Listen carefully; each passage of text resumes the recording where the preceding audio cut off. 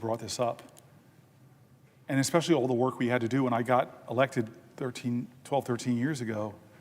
One of the earliest things I did is meet with women and veterans in my state and heard these awful stories about how long it took to get gynecological care, the waits that they had to do, the indignities they had to endure. And I'm glad we've made so many strides, in part thanks to your leadership in New Jersey, with special dedicated facilities to our women veterans, with shortening those wait times, with prioritizing them. But you're now right. Their proposal is to cut 83,000 positions from the VA. And you know this, you said it, this just years ago, this governing body passed the PACT Act with overwhelming bipartisan support. It was signed by President Biden in August of 2022, the largest health care and benefit expansion in VA history. You were one of the leaders, increasing disability compensation and extending eligibility for VA care. To meet this increased demand, the VA added 61,000 employees in 2023. These new hires included claim processors, physicians, nursing staffs, medical support assistants, food service workers, and housekeeping staff. And now the progress this body made is in jeopardy by this president. We added 61,000 just to keep up with the demands and the needs, and now he's cutting 83,000. This is an article, if you don't want me to yield. DAV urges Veteran Affairs to be more transparent about vet care amid layoffs and budget cuts. Veteran Affairs Secretary Doug Collins says veterans' care won't be impacted. We saw the largest expansion of VA healthcare benefits in a generation under the PACT Act. Collins attended DAV's recent midwinter conference where he came from behind the podium, walked into the audience, and told attendees that vet care and benefits would not be impacted by the Trump administration. In recent appearances on CBS Eye on Veterans podcast, DAV Communications Chief and Air Force veteran Dan Clare said the VA has not demonstrated how it's going to keep its promise. They have not demonstrated it. DAV also does not have a lot of information about what's planned, he said. Can you imagine that? Leaving all these veterans with insecurity and uncertainty. Now we're hearing about the 83,000 people losing their jobs. 20,000 or so folks might be veterans themselves. We're concerned about how we're going to be able to cut that many people and maintain care and benefits. The VA hired thousands of staffers since 2022 in response to the PACT Act, which brought 800,000 new enrollees into its systems.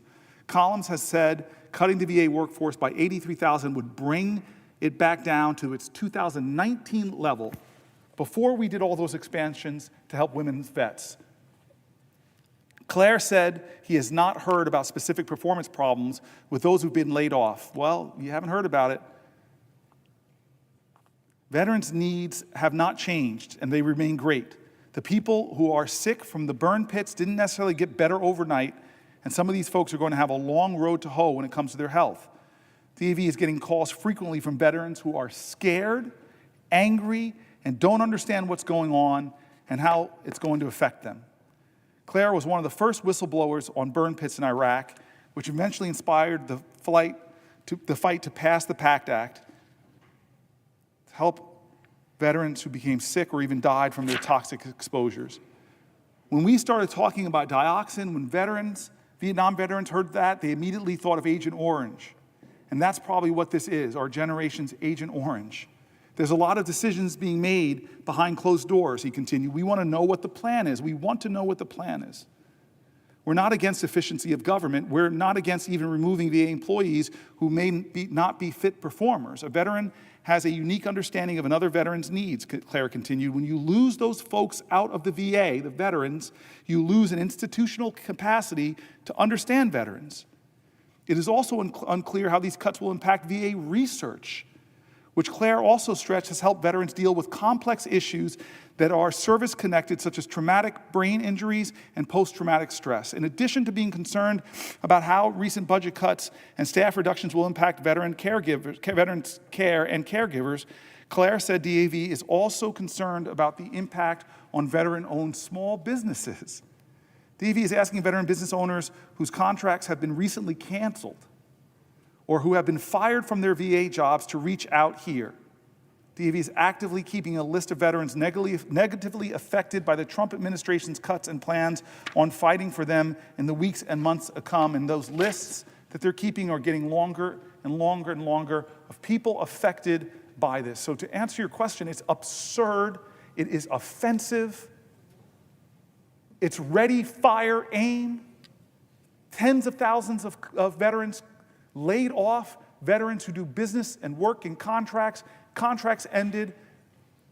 Why is this another group that the President of the United States is scaring? Frightened veterans, angry veterans. I'm hearing from them in my state. You know you're hearing them from yours. What's the plan? What's the plan? What's the plan? They have no answer for us. All they're doing is cutting Social Security staff, undermining the delivery of those services, the cutting the VA services. And why, by the way? Is it creating efficiency or effectiveness? No. Is it to create savings? Because we got to create savings to give more of those tax cuts to billionaires like Elon Musk. It is not fair. It is not right. When we send people off into the most dangerous environments on the planet Earth and ask them to put their lives on the lines for us, the least we can do as a nation is not penny pinch on their backs of the service that they deserve. For one additional question. I yield for a question while retaining the floor. The senator's right. And so many veterans are afraid right now. And I had a veteran tell me that he was one of those people that got the letter, you haven't performed well. He worked for the National Park Service, actually. And he said, I've been saving lives. I've been cleaning trails. I've been making sure that the national parks are safe for all of you. And then he said to me, I'm a veteran. I served in the war. And I served my country there because I wanted to serve my country and my fellow Americans. And I came home and worked for the National Park Service to do the same. And now, as a veteran, my country's not there for me. And I would just say to my colleague and to everyone who's listening, to these men and women, that we make a promise to, that we say we will be there for you when you come home. That does not mean slamming a door in your face. It doesn't mean that you have to wait for hours to get the services that you earned. It doesn't mean that you will be mistreated. It means that we will honor you. And I would thank the senator for his response and just say to him again, do you think we're treating men and women in this country as great Americans by the actions that are being taken by this administration? Thank you for the question. No, and I'm just going to read another article that's going to make even clearer the point you just laid that's so strong and so important. This is from Axios, how White House firings are hurting veterans. The Trump administration's big cuts to the federal government are hitting one group particularly hard, the country's veterans. Why it matters? Many of those who've served in the military derive a sense of purpose and belonging from their government work, viewing it as a way to serve their country and help their peers outside of active duty. The big picture. It's not clear yet how many vets have been fired or will be. Last year, veterans made up 28% of the federal workforce, 28%. Per federal data, a far bigger share than the 5% in the private sector. About 36% of the vets working in civil service, more than 200,000 in total, are disabled or have serious health conditions per federal data. 36% of the vets working in civil service are disabled vets. This is the largest attacks on veteran employment in our lifetime, says William Attig, executive director of the Union Veterans Council, a large group that represents many of these workers. Attig, who was deployed in Iraq from 2003 to 2009, has been talking to newly unemployed members trying to get a tally of everyone whose job was lost. Zoom in now. Some veterans still holding on to their jobs for now are waiting for the hammer to drop.